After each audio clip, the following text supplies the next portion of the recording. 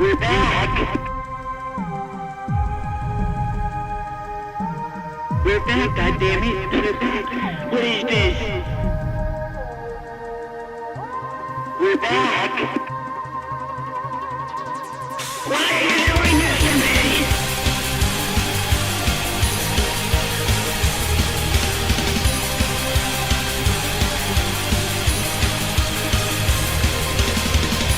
Holy fucking kids, this is fucking Jamie's clan, you little fuck.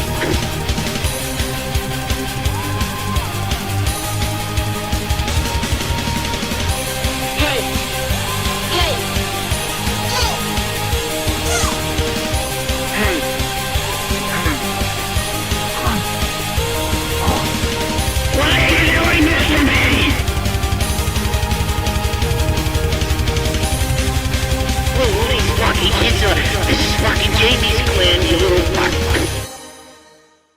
Like the motherfucking intro of the podcast goes, this is fucking Jamie's Clan, and I'm your host, D. Rotten, and this is From the Dungeon podcast on a nice, crispy Sunday afternoon.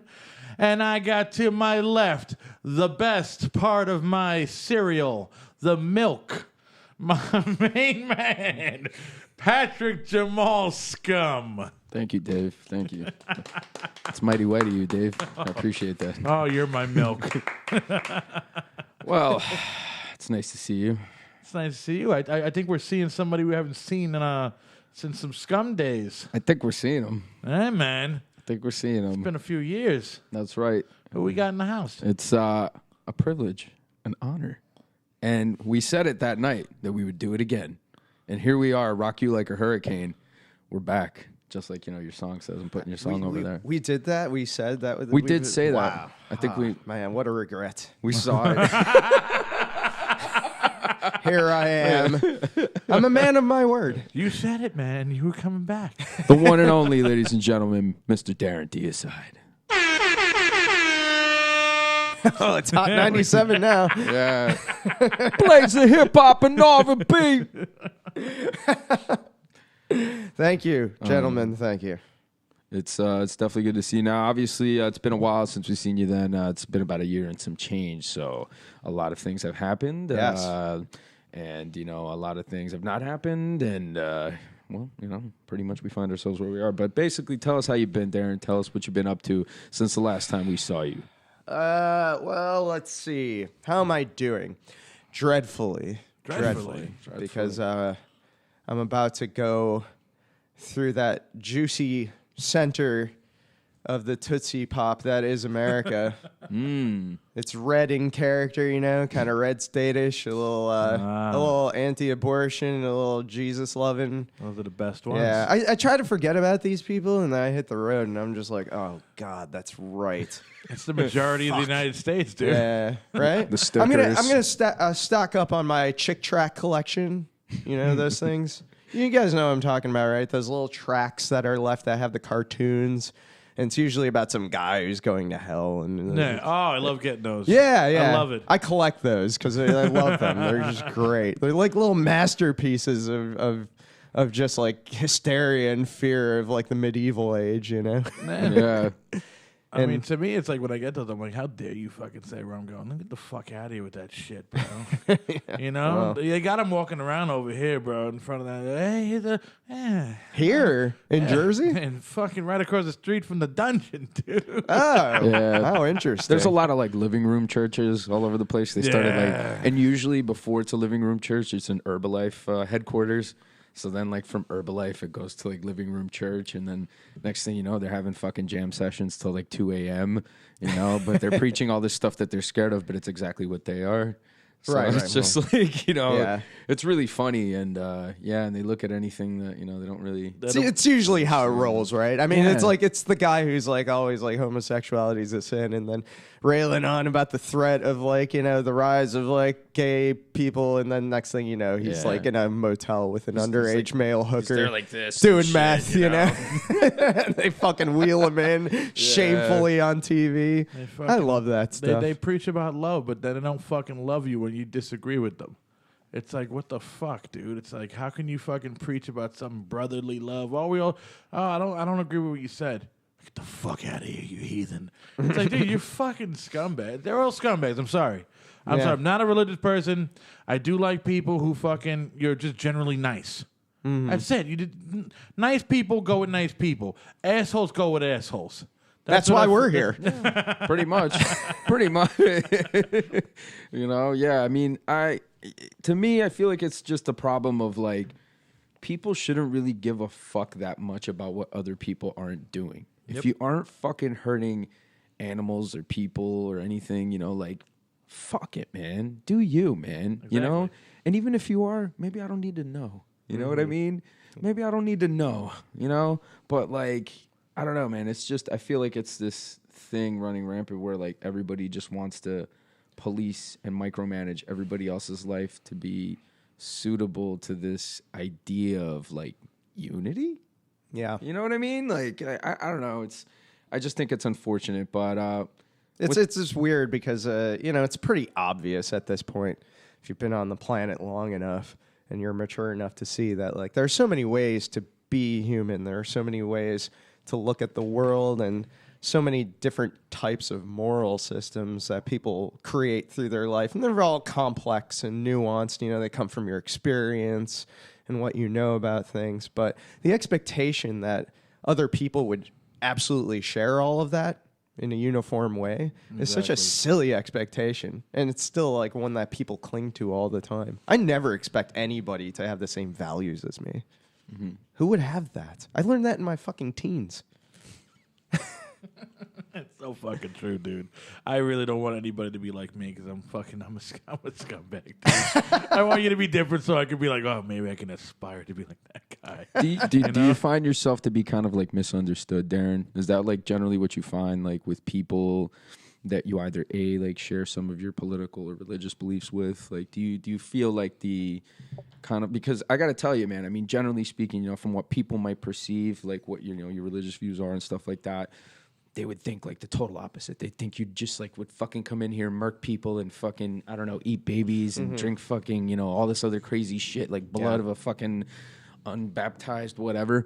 You know what I mean? But you seem like a very on the level guy. You're fucking cool. Like you're here. You're awesome. You know what I mean? And he ate one of my cookies. You know what I'm saying? He ate his cookie. He ate Dave's cookies. And he made it out of dead babies. So Yes. that was my request. Yeah. But do you generally find that people kind of just don't really get it, or they don't understand? They don't want to take the time to understand. What is it? What is it that you feel, man? Well, I think anybody who really is into, for lack of a better term, like the dark arts, whether it's like some aesthetic judgment or music or something, or maybe they're just a little iconoclastic. They like to like challenge a lot of ideas, and they're skeptics by nature, or maybe even cynics. I think that's sort of like, if I could, like the cross they carry throughout life is that misunderstanding.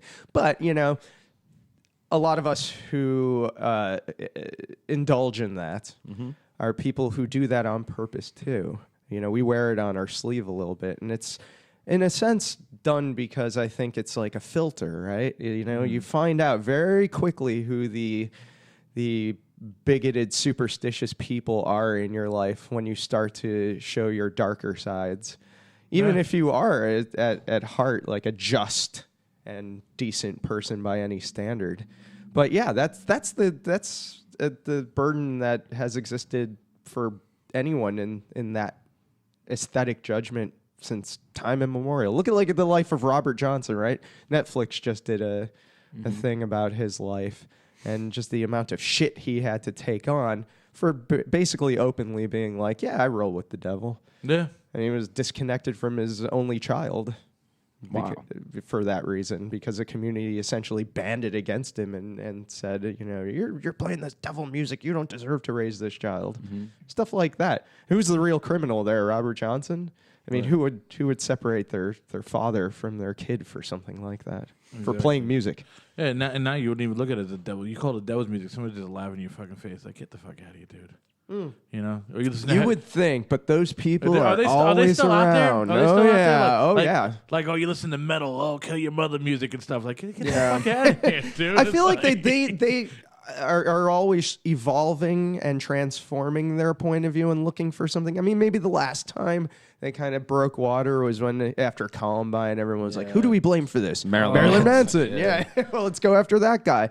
So I think like whenever there's a failure in society, they look for a scapegoat, and they're the sort of people, they like to squint at everything like a Rorschach test and look for it. Like they'll take the can of Monster energy drink and turn it upside down and be like, there's the mark of the devil. It's in the energy drink. Monster's a satanic drink. I forgot about that. Right, it's those people. Hey, Red Bull is. Red Bull was Monster. Nah, I thought it was Monster. Red Bull's the real one. Red Bull's the drink of the devil. Yeah, it's the drink of the devil. Oh man, I can't keep up with this stuff, you know. How does I mean, because again, I mean, I'm pretty naive to this, you know what I mean? I fucking, you know, I grew up with a Hispanic Catholic family, you know, I had to go to church. I wasn't a fan, you know what I mean? I feel something, you know, I think there's something. I think we're here for a reason, you know. Feel something? Yeah, I feel this guy, any chance he can get. I'm telling you right now, man, don't be surprised if the day I die, it's because he's wearing my skin. Don't. Don't. But you know, I mean, I grew up with this, you know. So then when I hear, you know, Satanism and stuff like that, you know, I kind of first got introduced to it coincidentally because of Marilyn Manson, you know, and then reading his book and finding out he was friends with, you know, Anton LaVey and everything else. And then, you know, I remember too, like going in Barnes and Nobles and like glancing through the Satanic Bible. And to me personally, I didn't really see anything wrong with any of what was in there at all. At all, at least from some of what I had read, you know what I mean? And, you know, obviously I can't fucking recite it to you right now or anything. I mean, it was fucking years ago, but there wasn't anything crazy about it. And I think personally, for me, if people kind of understood what it was about, maybe people wouldn't have this hysteria. I mean, you know what I mean? Yeah. But again, the filter's intentional, right? That sort of stuff and that sort of thinking, it's not for everyone. Yeah. It's not designed for everyone. It's designed for people who have a subtler way of looking at the world. And those people are also not the sort of people that are afraid of their shadow, so to speak. In fact, they want to look in the shadow a little bit. And for whatever reason, I don't totally understand it, because it's that nature-nurture argument. Some people are just like that. I honestly think one of the things that I disagree with when I listen to the people like Richard Dawkins and the New Atheists, you know, that whole movement, Sam Harris, all of them. A lot of them seem to have this point of view that if you educate people and you reason with them enough, they'll just kind of let go of superstition and theism and all these other ways that they have of coping with the world. I don't think so. I really don't think that I think it runs much deeper than that, because those people just need that for some reason. Something in the programming of the fiber of their being. Yeah.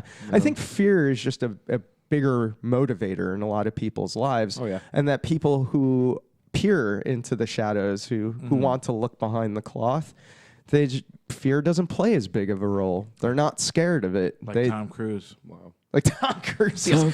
Tom Cruise knows he has the answer. He was like the Pope of Scientology, wasn't he? Or something, you know?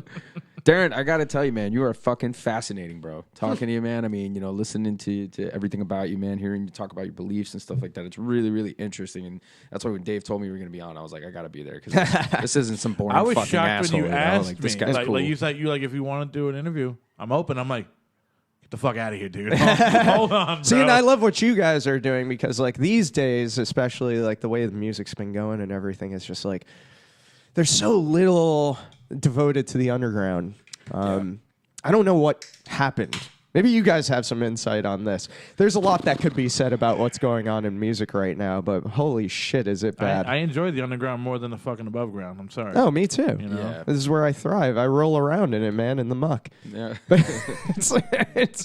But you know, I'm going to sound like a crotchety old man for a second, you know, but like, you know, back in my day, you know, we would have blown that up. This kind of this.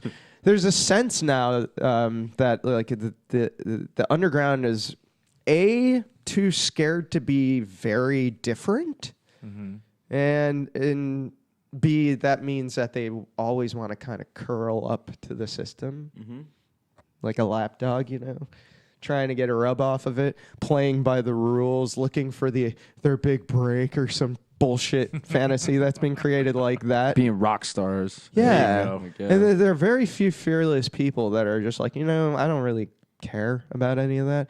And what the people who are curling up to things don't realize is like, those are the people, those are the pioneers that created things now that you take for granted and you say, well, that's like punk rock, right? Well, it took somebody before we had a name for it, punk rock. It took like the people with balls to jump in a van and be like, fuck you, I'm going to do this my way. The Henry Rollins and the Ramoneses of the world. And, those people, they didn't give a shit. The bad brains, They didn't give a shit about the mainstream. They didn't give a shit about those values, what the market tested, what the researchers and kingmakers said is like how you ought to do music to be popular. What the fuck happened to that? They became popular. Do you think because of the over... Seriously, they became like the road dogs of the road became popular. Sure. That's my outlook on it. The road dogs became popular, and it's like now there's no more road dogs. Well, they got their 15 minutes. They finally got their 15 minutes. They were recognized, and it's like okay, and then But do you think the fear nowadays with young artists is, or maybe even artists in the mainstream, is just fear of like this overly like political correctness that's going on, like this like.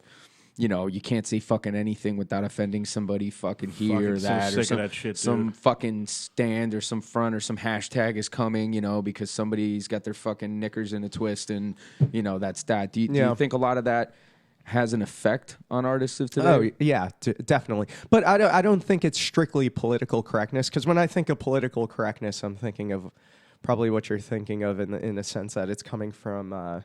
people who are enforcing decency, but they're doing it for the safety of others, perhaps, or maybe they're offended by something. But I think that mode of thinking is something shared also on the right wing of things. Yeah.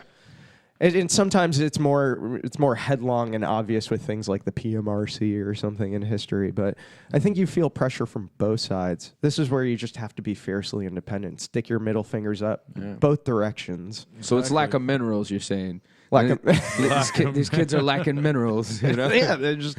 I don't know. I'm kind of holding my breath and have been for a while that something's gonna break water. Yeah, absolutely. I mean, I tell you, man, I feel what you're saying because when we started the Scumbags, emo was a big thing.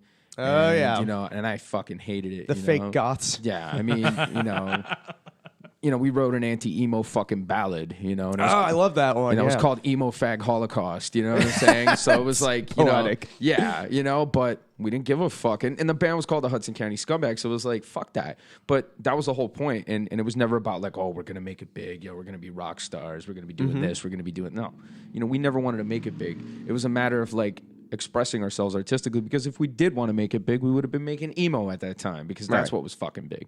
Yeah. So yeah, and then you'd fucking want to put a shotgun to your head for making such bad music. Yeah, exactly. Yeah, and I'd probably have a face tattoo by now somehow. I don't know why. So doing Adderall and making bad mumble raps on SoundCloud. Still wearing skinny jeans and like. I don't know, just fucking, dude, it's awful. Yeah, there's like that whole like drug subgenre of like, rap nowadays. It's kind of like influenced by emo. It's maybe this apathy is brought on from a lack of good drugs. I mean, Adderall, really? Well, they're all dying from fucking drugs. Yeah, it's sad, man. It really is. It's fucking terrible. Well, there are a lot of reasons to be pissed off right now. A lot of good reasons. So why it is that people aren't expressing that discontent is beyond me, but, I'm not part of that problem, as you could tell. I think it's lack of discipline. I think it's this. Yeah. These things. That's a big thing, because it's just like, hey man, let's go start a band, let's go take over the fucking world. You know what I'm saying? It's a real game changer. Yeah, so like now did you guys see Bohemian Rhapsody, the Queen movie. I didn't watch it because I I saw it. kind of lived it by watching You lived Queen when they were Right, fucking right. around. Okay, you know, yeah. So you I know, don't need to watch it. I already know what happened. yeah, right. But you know the big Live Aid concert, of course. I watched it when it was on TV. Right. That moment when they're doing Radio Gaga, you see like thousands of people in Wembley Stadium doing Insane. Yeah, all we hear is radio. I watched that performance again, and it really made me sad because watching that it made me realize because of those that will never happen again. Yeah. Never. Nope. Because everybody's. Yep. Yeah. You have to be present in the moment, in the ritual, in the ceremony. Yeah. To have that kind of experience, and constantly now that is in the way. People would be having their phones up to try to track the moment, and no one would be in that moment. You're watching the concert through your phone, and you're at the fucking concert. Yeah. Dude. Interesting just to story. wear it on your sleeve because nobody gives a shit about your crappy amateur video. No. The video sucks. The quality's fucking garbage. And again, it's a person missing out on the moment. Interesting you mentioned that. Today was 1 year ago that I saw the fucking Misfits in Prudential, right? Mm-hmm. So Danzig has that whole thing where he makes people put their phones in fucking like bags or lockers or whatever. Yeah, but you know what? He's not a bastard. Because he wants people to be fucking present in that moment. It was like 30-something years since the Misfits played together in New Jersey. And you're gonna I be actually on your respect fucking phone? that. I really respect it. I It think probably it's led to a tremendous. much better mosh pit, too. Ah, dude, let me tell you something. Were they moshing? No, they all had their Dude, phones. people or? were moshing. Everybody was smiling and singing and having a wonderful fucking time. I've never seen that many people smiling in a punk concert in my entire That's the first fucking time I ever life. heard Danzig make anybody happy. He's made plenty of people happy. He's made plenty. I don't know about women, but he's made plenty of people happy. So, Darren, we're gonna head to the next portion of our Speaking show. of making people happy, and I hear you're about to make the United States pretty happy on a little tour you're about to do. Well, actually, the title of the tour is Anguish Across America. So Yes. our goal is kind of to do the opposite of that. It's I don't like giving away too much about what the wedding funeral is about, but Love the fucking name. it's the whole some of what we're doing is meant to, as we were talking about earlier, reflect the darkest parts of aesthetic judgment back to people, which needs to happen right now because I'm not happy with this sort of apathy and complacency that I'm seeing everywhere. So part of that, I think, is this sort of like lulling of negativity. And I don't mean negativity in the sense that like hopelessness, but negativity in the sense that people aren't really facing some realities right now. They're either being drugged or either by pill or phone or whatever into ignoring some very real things that are going on in the world. I think the wedding funeral is ready to like kind of take their face and just rub it into that. How did you create the wedding funeral? Like, where did this come out of? Well, the wedding funeral happened very organically through me and Ethel Linoxide messing around. Shout out to Ethel. Shout out to Ethel. Sure.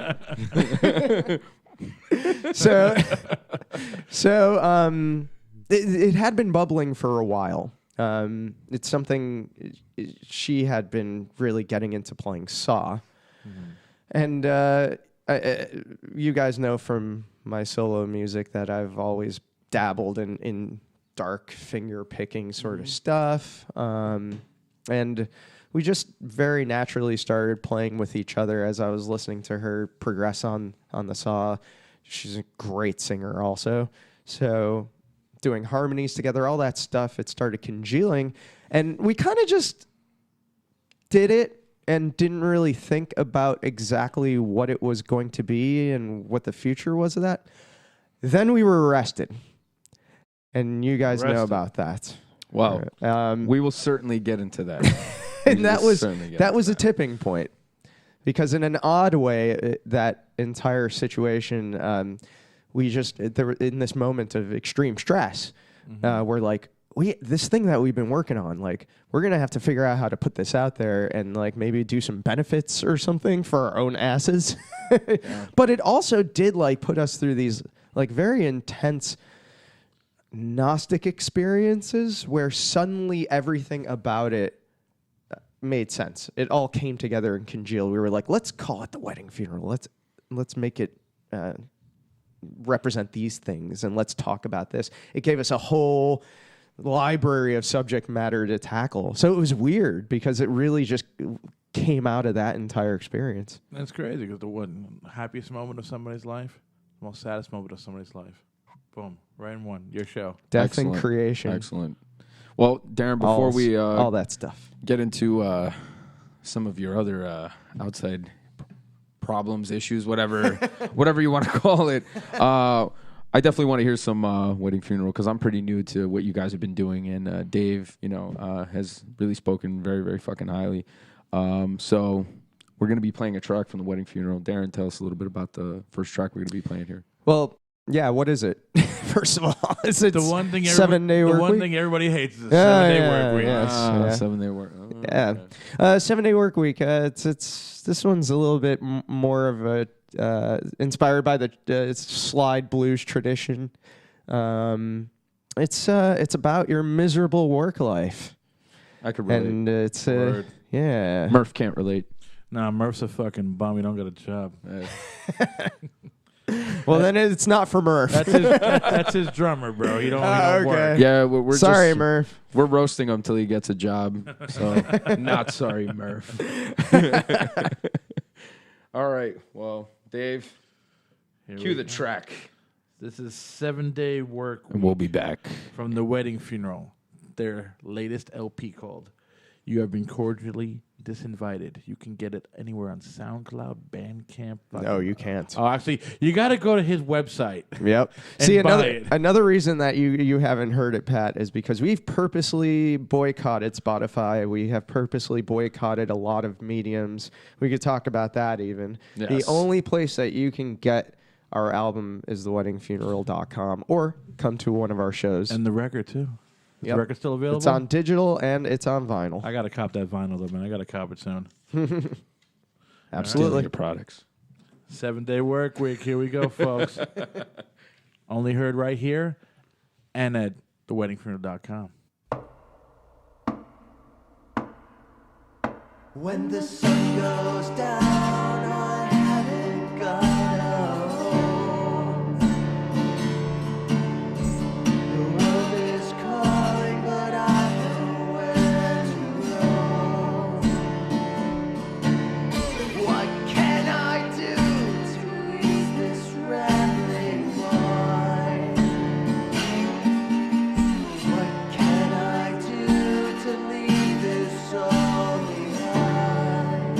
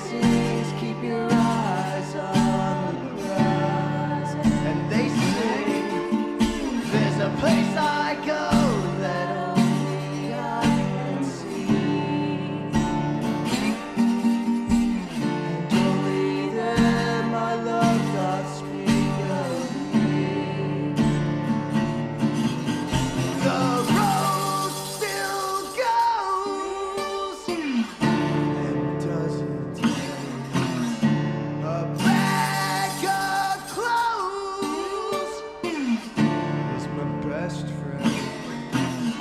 I hold on tight.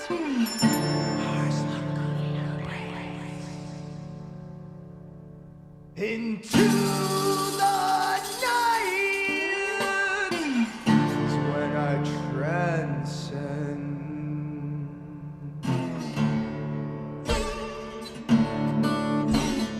Somewhere between space and time, there's a place where it's hard to speak. Life becomes part-time in a 7-day work week.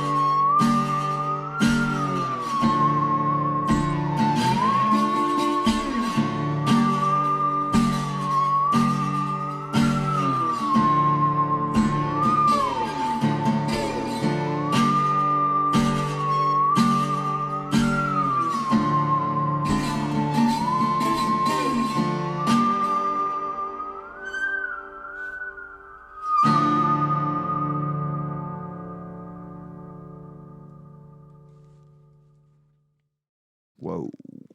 All right. All right. That was fucking killer, man. I fucking dig it. I dig the sound, man. It's really fucking cool. Thank you.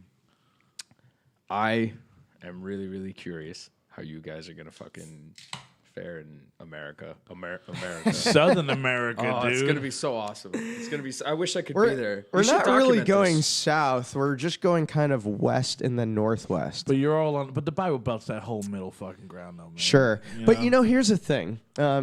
It's you know where I'm kind of griping about some of that mentality, but within those places also breed the craziest outsiders. Oh yeah. Those are the people that we're looking for. Nah.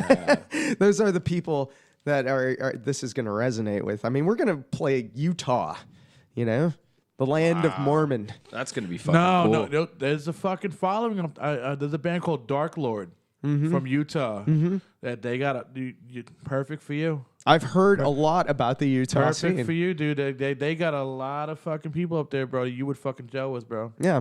That's telling why at the end of the day it's like even though we're going to like Iowa and Isn't that Kansas, Isn't it's, Utah like a Mormon fucking joint? it's Yeah, a- that's what he said. Man. pretty That's much crazy. predominantly Mormon. That's crazy. But I know a lot of people in Utah that are very much not Mormon, and they're into a yeah. very, very dark scene. They're into If you ever get to all play sorts with, of stuff. If you ever get to play with Dark Lord up there, bro. Okay. Girlfriend. Well- Fucking Bruja. She's a bass player for Dark Lord. If you get all the Mormons in there, it's a good thing because then you get the Mormon guy. He'll come with his 10 wives. So bam, you got 11 lot of people. Oh, tickets. yeah, That's there a you lot go. of So just tickets. looking at it from that perspective, you're packing Promoter the joint, right man. here, dude. That's a lot of tickets. It's a promoter. Yes, Pat, you got to get us in the Mormons in the Mormon crowd. Dude, believe me, I'll go over really, really well. They love me. Charismatic Puerto Rican. He's the Vince McMahon, bro, of his Yeah. time, man. I'll be like, what you Mormons need. I got it for you. Oh, man. So before we left, you were talking about, your music and how your music's only available on your website, correct? Yes, Okay. So, and what is your website? theweddingfuneral.com. There we go. Theweddingfuneral.com. That's right, folks. Theweddingfuneral.com. You want to check out any of Darren's music. Better check it out. Darth Vader approved. Join the dark side. There you go. So you made mention that you had a reason behind that, and that you were not really interested in working with Spotify or any of these other streaming media outlets. Why Yes. is that? We've made a very conscious decision to not have our music on any free outlets. For one thing, we are not the sort of musician. There's been a movement within underground music that has down-marketed musicians to the point where it has enabled certain parts of the underground music scene to essentially monopolize so much of what is going on that you have venues now that are doing pay-to-play. They're having people play for free. They're getting really demanding to the point where it's just ludicrous. At the end of the day, if you're a musician and you bring 10 heads in and all those people are drinking at the bar, you just did them a favor. Exactly. Absolutely. And it's not to any credit to the venue, unless the venue itself has some sort of built-in audience, but they 99% of the time don't. They just don't. So at this point, I think it's fair to say that this is exploitation. Yeah. And we are not the ones. We're not going to allow ourselves to be exploited. And we tell other musicians this all the time, is to demand your fair share and not allow them to get away with this. But everyone's dying for exposure. They're going to die of exposure, really, at the end of the day. And they'll do anything for nothing. But as far as we're concerned, what we do is something that if you're interested in it and you want to be a part of it, it's not a chore for you to buy the music. And Spotify literally pays their artists fractions of pennies per play.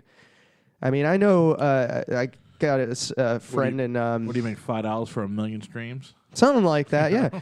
I got a friend in the Electric Hellfire Club, Thomas Thorne. Get the Reverend. fuck out. You know them? Yeah. Mm-hmm. Fucking awesome. And he, was talking about how he, 70,000 plays, and he got paid like $100, something like that. It's fucking ludicrous, dude. I'm telling you. I mean, we can make $100 just selling 5 vinyls. Yeah. It's so. It's as far as I'm concerned, Spotify is giving your music away for free. And Spotify's taking advantage of that. And they're taking advantage of it because musicians allow them to do that. And we've decided that it's a raw deal. We're not going to be a part of it. And you know what? Another thing, all this instantaneous access to music is sort of ruining music. Yeah. We were kind of talking about it earlier with the phones and everything, how these things are kind of getting in the way. It ruins the experience. It ruins the musical experience, the album experience. I remember waiting years for some of my favorite bands to come out with fucking albums. And then I would buy that album, and it would be that fucking album. It was my world. I'd listen to it front to back. I'd fucking read every liner note. And it was an experience. It was a special thing, and you valued it, and you loved it. Now people just appreciate fucking music. What's a liner note? Yeah, it's like... What's a fucking booklet? What do I care about that? I could just watch the video. You know what I mean? And it's really bad to the point where when people find out that I'm in the wedding, funeral, or my solo music or anything like that, they're just like, okay, so how do I hear this? And then and they'll have their phone out, right? And I'll be like, hand gesture. Yeah, they're all ready for it. And then I'm like, well, you can't really hear it. And they'll just be like, okay, well, then what else can I see? And if I show them my solo stuff on YouTube or something like that, it's almost like they paid their penance and therefore it's like good enough. Yeah. You get that reaction a lot of times. People are like, well, I saw it on YouTube, therefore I don't need to go to the show. Yeah. It's like, you gotta be fucking kidding me. Oh yeah, all the time.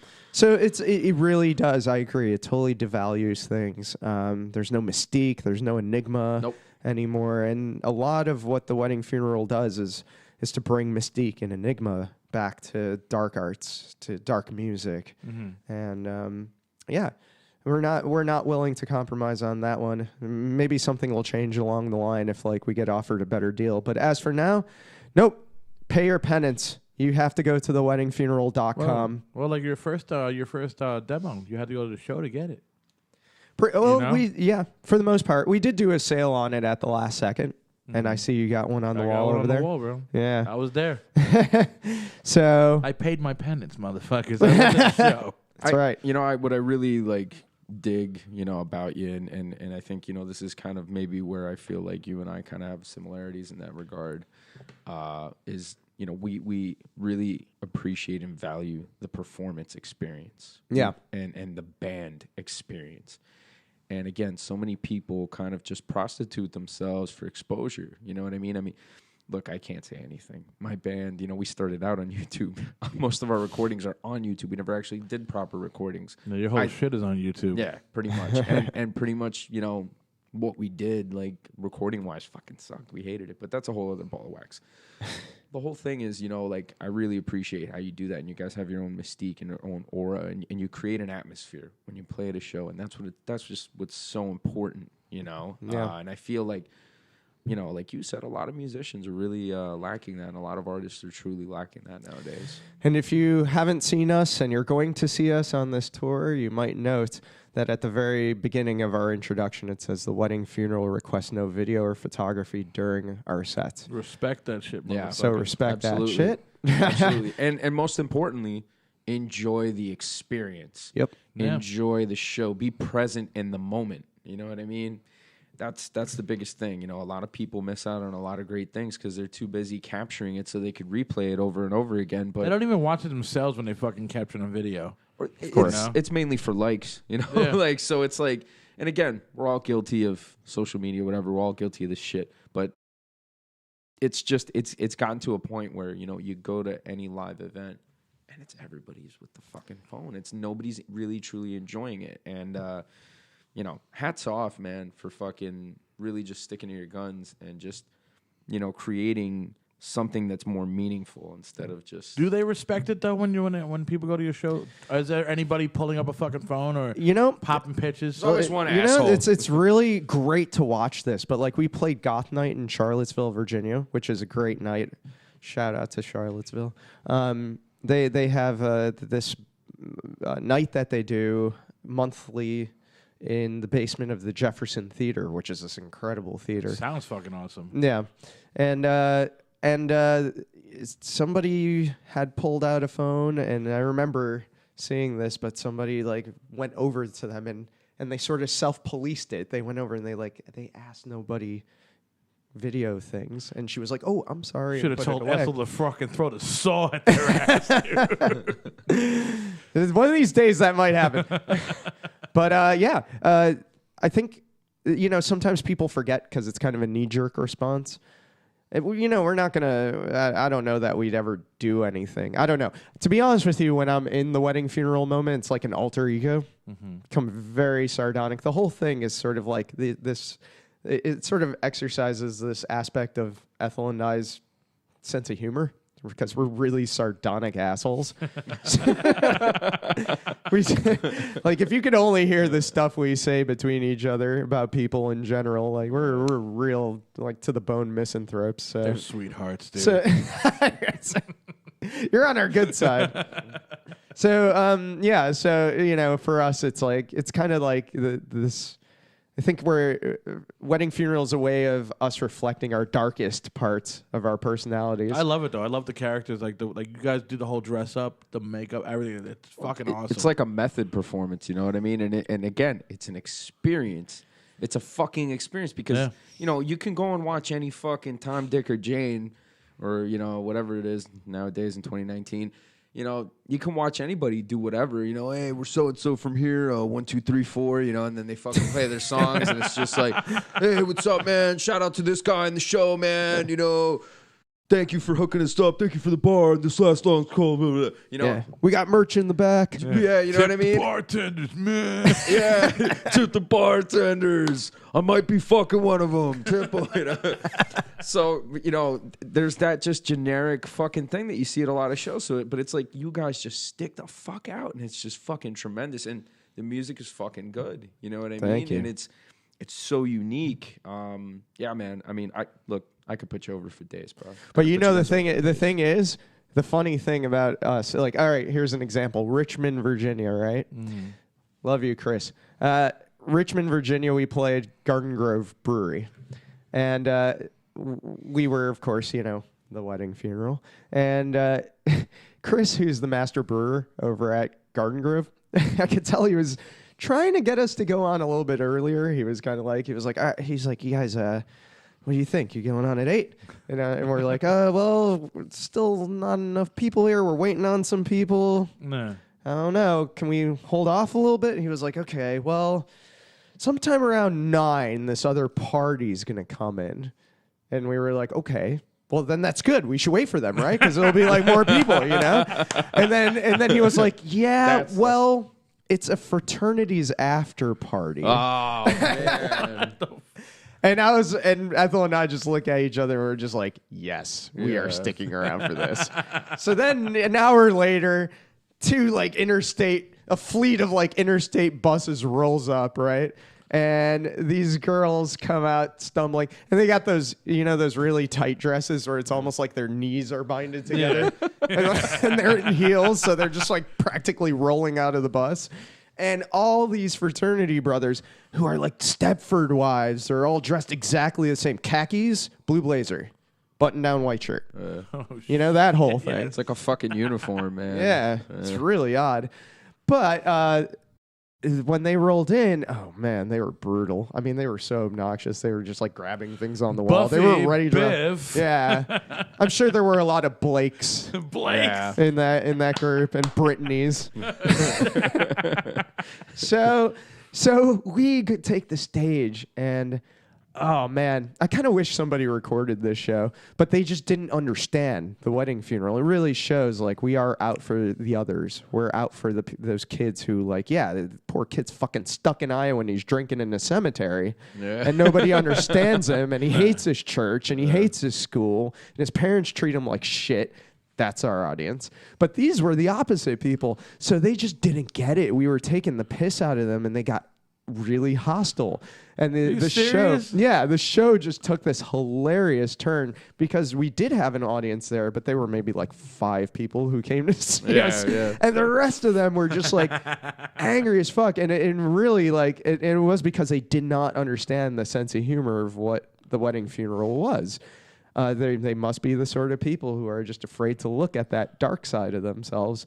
So it almost went to fisticuffs. At some point, like one of them tried to grab the microphone, and Ethel got up and stopped playing the saw and had a confrontation. I mean, Ethel's a little girl, but do not fuck with her. Wow. She is a tough as nails girl. If you don't know, Ethel and Oxide is her roller derby name because she used to play roller derby. You're not fucking with those girls. Yeah. Nice. She's not afraid. Don't let it fool you. So it was hilarious. So it really, the whole thing, that wedding funeral is touching. It's very galvanizing. It's either you love it or you hate it. And a lot of this tour was built on that because, Dave, we were talking earlier and he was like, how did you pull off getting all these places to book you? Well, truth is, like, out of 10 emails, like maybe 8 of them were just like, oh, hell no.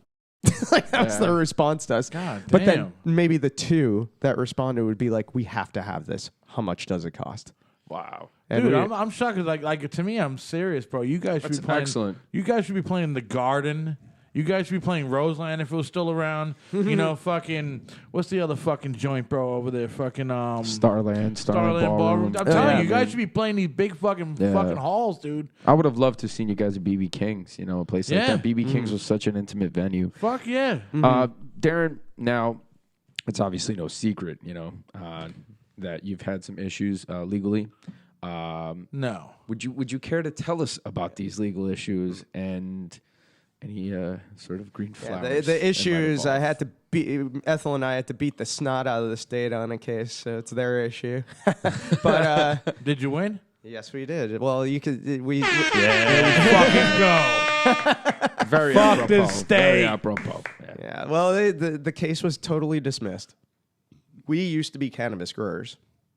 And dude, it was. You should have told me, bro. I had to go to Newark to get my shit, man. We have very strong feelings about this issue, very strong ideas about this issue. The fraud that is cannabis criminalization, which is essentially a new type of prohibition, has been a front for the criminalization of an entire demographic of people. And it's been a way for the police to invade your privacy, to strip you of your civil rights. Yep. And we, besides just being cannabis connoisseurs, which I will openly admit to, I have no fucking dude, shame I about any of this. smoke weed, dude, every fucking day. Yeah. I'm having a Bud Light now because, when in Rome. But like, but any day I would give up alcohol in favor of cannabis if given the choice because of the deleterious effects on your health The statistics, everything surrounding I got one more cannabis. drop for you, It's bro. much better. I got one more drop for you. This will be my last drop. Okay, what is it?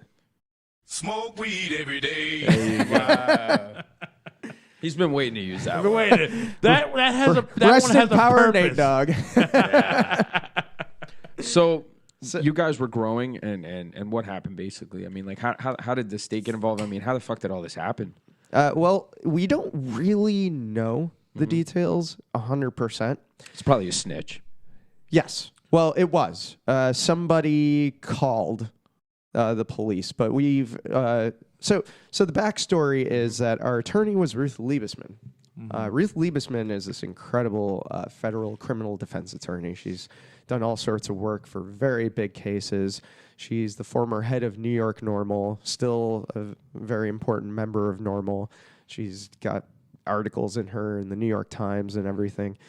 She took on our case, and she took it on after what totally blindsided us in a successful crowd justice fundraising campaign that we honestly didn't like. We had no idea it was going to go where it went, but it went perhaps like double to triple what the goal was. And that was an incredible, like, that made you feel like, made us feel like Jimmy Stewart and It's a Wonderful Life. Oh, dude, you're a fucking, you're a good person. I had no idea that people would pony up like that for us. Oh man. So after the fundraising campaign, she took our case and just beat the hell out of it. Ruth Liebesman's amazing. And she did subpoena the call. And the call is a really odd call. I don't really know. I never know for sure who it is, but it sounds like somebody kind of cracked out, honestly. Calling the police to our grow house and saying that there were shots fired at the property, which is utter bullshit. Right. Now, the nature of this kind of cracked out person, I have some hypotheses, some guesses on this. Jersey City is a complicated city.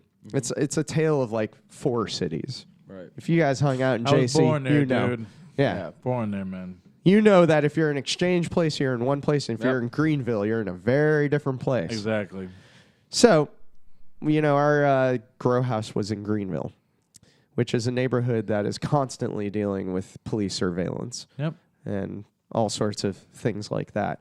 And it's funny, Mayor Fullett brags about it on websites and stuff of essentially like cracking down on Greenville because they purposely target it. Right. And he'll go on the police It's the next department's gentrification page. target. They're robbing property from people. That's what they're It's the fucking gentrification target. That's what Yeah. it is, Yeah. So he'll brag about X amount of raids were done on Greenville this weekend to the police. And, who knows? Maybe he got the police got some poor schmuck to get involved with him for a plea down and that he could go around and make false calls because the call went into the department. It didn't even go into 911 as if somebody knew the number of the police department. doing. Yeah, seriously. Yeah. So who the fuck would Nobody do that knows- if nobody knows shots that. were fired? That's a dead giveaway. Nobody That's a knows dead calling the giveaway. police department, dude. Yeah. No Do fucking you know the body. number of your police department? No. Nope. Couldn't even If tell you. shots are fired, what do you call? 911, dude. That's some bullshit. Yeah, absolutely. So the shots fired created a pretense for the police to come at our grow house without a warrant. Wow. And they raided us without a warrant. And that was Such a how fucking they did it, but loophole, dude. also a big mistake on their part, in a sense, because it was the pretense under which a lot of the case fell apart. Because we weren't going to let that go. And we were not going to take a plea. They offered us pleas. Are any of those cocksuckers getting locked up for this? Of course not. Fucking bullshit. They might get a raise for this, Dave. Come on. Jesus Christ, dude. They probably feel stupid That's about it. They feel really, really stupid. You know, sad thing, I don't think they have feelings about it because, you know, the attitude of this sort of thing is just doing my job. And if you look at how this stuff works more closely, it's a sad factory of human flesh being churned out. I mean, how many people's lives have been ruined by the enforcement of cannabis prohibition? It's really countless. Yeah. And it you know, that stuff stays on your record. It could be like a joint. It's sad. Forever. You know? It's sad. Forever. It yeah. really is. You go apply for a job. It's going to pop up. Yep. No matter what. And then you have that stereotype or that, you know, that stigma of a stoner. You know, it's like, you're a stoner. I'm sorry. I'd rather hang out with fucking stoners than fucking regular people. And it's like, oh, he's late because he's stoned. Wink. You know. Meanwhile, they pop their Xanax. Yeah, exactly. You know, their legal prescription shit. Jerk off to bestiality and, you know, just call it a fucking that's day. okay. No, I'm just it's that devil's lettuce, you know. Yeah. You know, that's why they draw the line. So the long short of it is we beat the snot out of the case. It's over. And good. Good guys won, man. Let's give it up for the good guys. Here we go. Good guys won, man. Yep. You love we that had a killer victory party at McGinley Square Pub. We raised money for Freedom Grow, an organization that gives funds to prisoners who are serving life sentences for cannabis-related crimes. Life Insane, dude. sentences. They exist, yes. Wow. Insane, bro. Insane. Wow. Like, were they made of cannabis too? Like, I don't understand. Like, how the hell did you were they like able to touch anything and make it grow? And they just like, I mean, it's mind-boggling. Man, It is. Mind-boggling. I can't believe it. He's sitting there. I got life for having a fucking dime bag or something. And it's like, Look it up right now. John Knock. There's an example. John Knock is now in his 70s. He's been serving a life sentence for drug trafficking. so they took his life Cannabis. away just for fucking weed. Wow. Yeah. People need to know about dude. this. They need our help. Because the whole reason that any of us who are stoners can sit around and enjoy this stuff is because people are taking risks. Yeah. They're growing, they're hiding stuff in their car, they're subverting the law, and they should subvert the law. And over time, it's going to prove it to be a failure, just like alcohol prohibition. Agreed. This is how everything changes. They're not legal. What was it? They don't want to fucking. They didn't legalize fucking marijuana in New Jersey because they're waiting till the ballot. No, these cocksuckers. They're gonna put it on the ballot. No, they want to fucking. They want to own. They don't want nobody else to grow. They want to own this shit. I dude. think it was also bullshit. It was also a part of the expungements as well. You know, How because the they're fuck going to can you know? expunge people's That's like me previous having a marijuana fucking arrests. a Snickers bar and saying you can't sell it in your store. Yeah. Only I can sell it in my store. Get the fuck out of But here. you know, it shows a real recently the Eagleton Institute over at Rutgers did another poll on legalization in New Jersey, and it was very clearly overwhelming. A majority opinion in New Jersey wants to see it decriminalized. Yeah. I think it was over 60%. It was the first time the tables really turned. But within the halls of government itself, there's deep opposition to it, which course. is what's monkey wrenching the entire thing.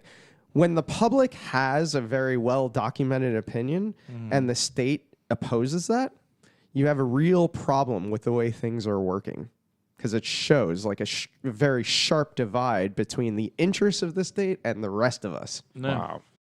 Wow. It's. I mean, Dude, you know how it's going to fucking- be on the ballot in 2020. Do you know so how fucking calm see what California happens. was when I was over there, bro? And I believe it. everybody's high. I saw some dude outside of. I saw some guy. I was going to some show at a bar, and there was a guy smoking a fucking joint right outside the bar. it's completely Like nothing, and harmless. I'm like, look at this. This is it. And you know, know? because of the way the federal law is, it doesn't really matter. People in California who grow can still get arrested.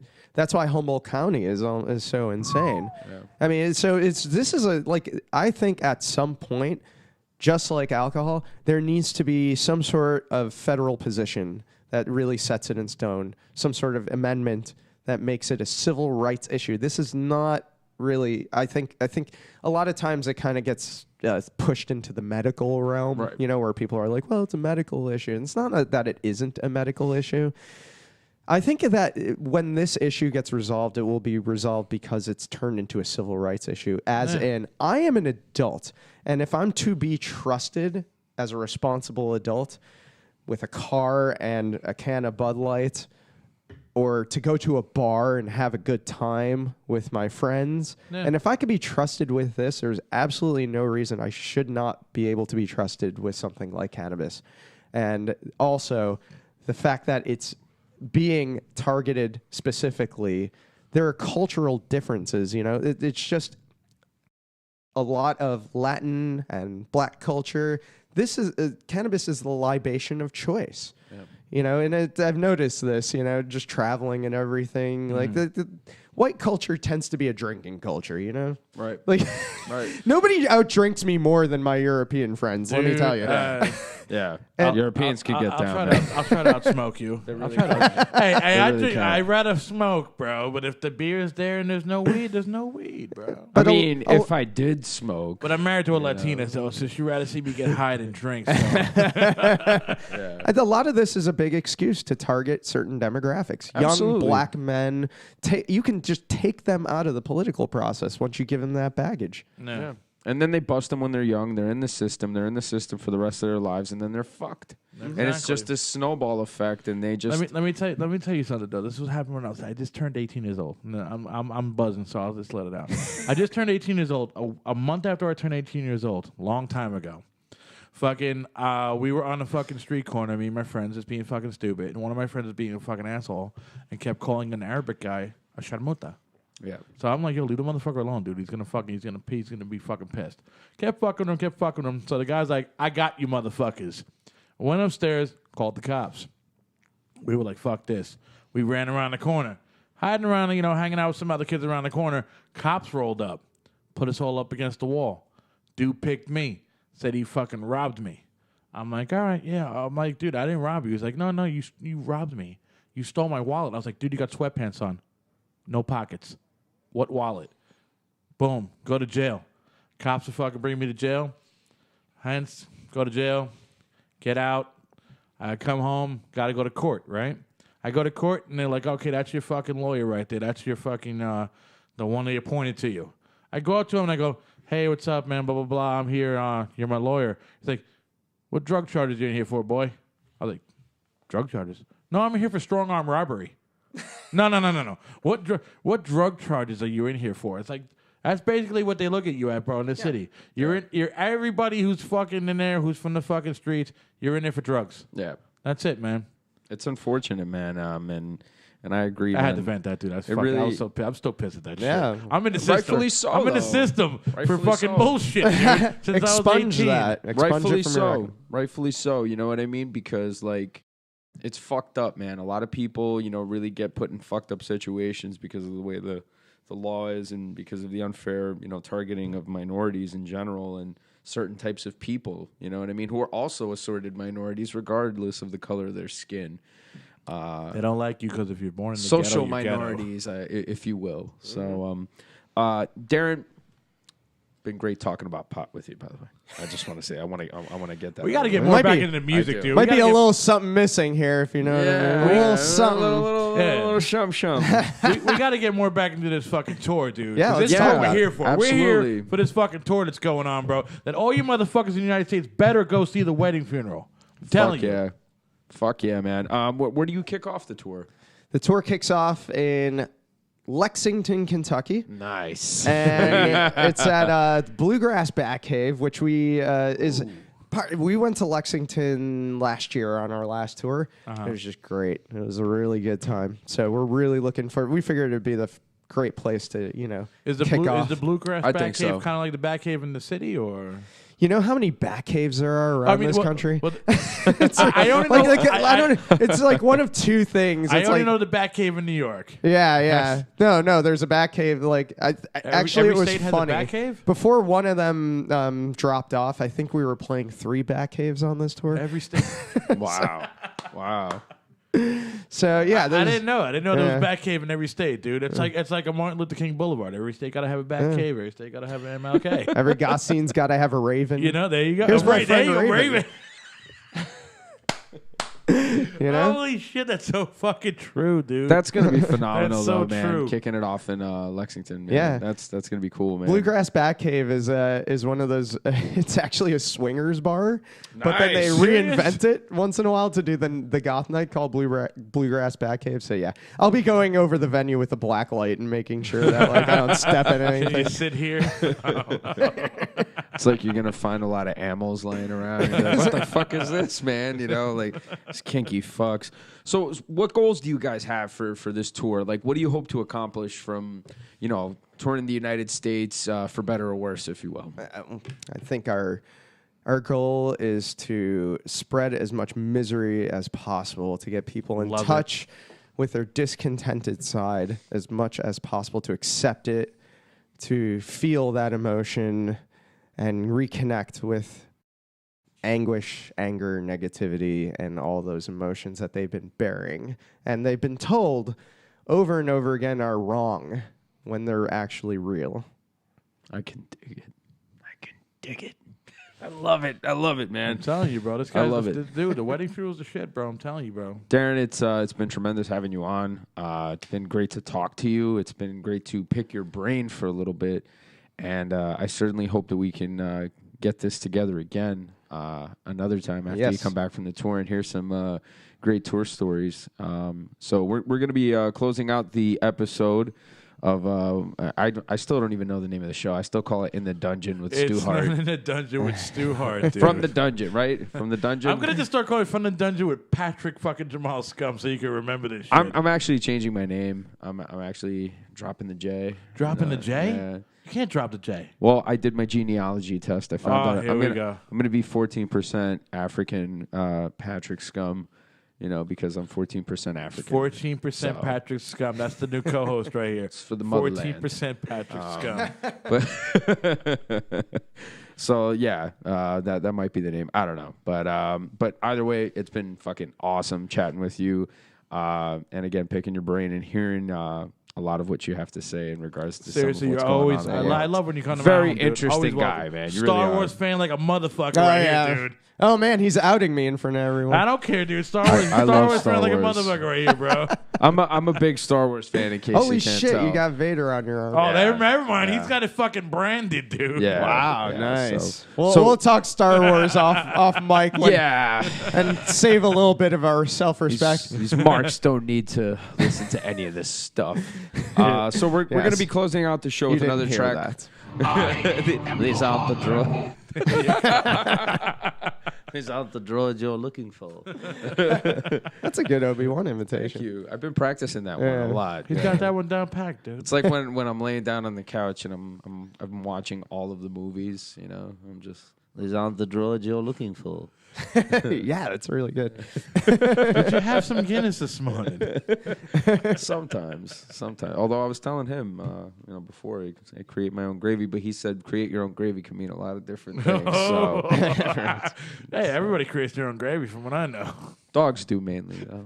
When they eat the dog Woof, food. woof. So, little food. You can facts. tell I'm a blues man. When you say create your own gravy, I just hear like a blues song about pour the gravy on, Well, Darren, we're going to close out this episode with another track from the wedding funeral. So, what track have you chosen to close out this great episode with? It's I guess it's the banger of our set. I love it. You'll, He used the From the Dungeon word, the banger. I love it. This song is called "You'll Be Safe When You're Dead." It's really our support for those people who always complain about how unsafe they feel. We're in favor of that. We want you to have your safety on one condition, and that's why it's called "You'll Be Safe When You're Dead." Love it, man. Love it, man. Well, Dave, you are the music man. You got any shout outs before you want to bounce out of here? Yes. Any plugs? Any plugs, anything? Hey, this was one big plug, really. Y'all can go to theweddingfuneral.com. We're going to be hitting, check this out here. Let's see if we could do it. Kentucky, Kansas, Missouri, Colorado, Utah, Idaho, Oregon, Washington, Montana, Iowa, South Dakota, Ohio. I'm talking to all of you. all of you people who are ready for a horrifically miserable time, come out for the Wedding Funerals Anguish Across America Tour. I love it. I drove to about Yes. 5 of those states, dude. I think I had a subway in one of them. I've been to Ohio, and I was waiting at a train station, and I saw a guy get tackled on the ground and had crack Sweet. rocks pulled out of his ass. Wow. So I went. I Yeah. put out my cigarette and I went back inside the. Was bus that in station. Cleveland? Yep. It had to have been How'd you know? Wait. How'd The you know? Greyhound station? Yeah. Yes, dude. They tried to sell me weed outside of there. I was on my way to and I saw Louisville. all unmarked black cars across the street waiting. Yo, that shit was The Mistake by the Lake. Dude, Yeah. Cleveland's a fucked up joint. pretty crazy. Perfect place for the wedding funeral. I tell you, hey, Love man. it. Love it. Everybody, check out the Anguish Across America tour from the Wedding Funeral. And Dave, any final thoughts? Yeah, man. Go to tonethreads.com/FunDungeon podcast and buy some T-shirts because I'm pretty fucking poor supporting this show. Please buy some T-shirts. But you I have got some championship belts, though. Yeah, I got You got a some. budget for championship Yeah, belts. dude. You know? Reigning champions. Go in there, and buy the odds behind the fucking behind the stage T-shirt. Go there and buy the Front of Dungeon logo shirt. But I got some cool shirts up there. Go actually and check out fucking Lost Cause on Facebook. Patrick Jamal All right. Scum's fucking band. All right. Hudson County Scumbags, motherfuckers. It was great, Darren. I love you. Thank you for coming on the Yes. show. And This was a blessing pleasure, us. man. It really was, Sweet. man. It's always great I to was talk to you, I was man. gonna call you Sweetums. We love you. I'm getting buzzed, in dude. case, I'm in calling case, you Sweetums. I prefer Sugar Bun, but you can call me Sweetums. All right, man. This is be safe when you're dead. You'll be safe when you're dead. You'll yes. be no, you'll be safe when you're dead. Go on to weddingfuel.com, buy this shit. LP, EP, fucking MP3. Buy the shit.